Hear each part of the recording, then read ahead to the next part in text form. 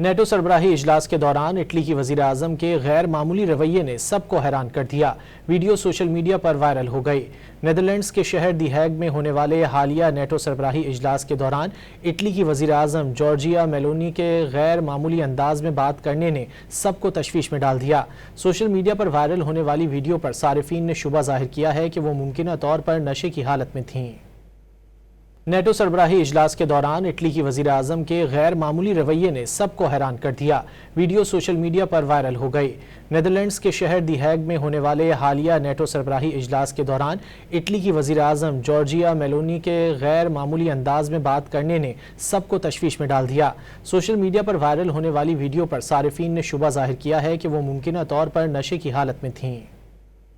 NATO سربراہی اجلاس کے دوران اٹلی کی وزیر اعظم کے غیر معمولی رویے نے سب کو حیران کر دیا۔ ویڈیو سوشل میڈیا پر وائرل ہو گئی۔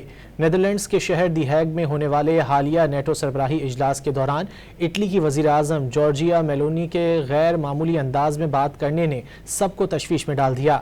سوشل میڈیا پر وائرل ہونے والی ویڈیو پر صارفین نے شبہ ظاہر کیا ہے کہ وہ ممکنہ طور پر نشے کی حالت میں تھیں۔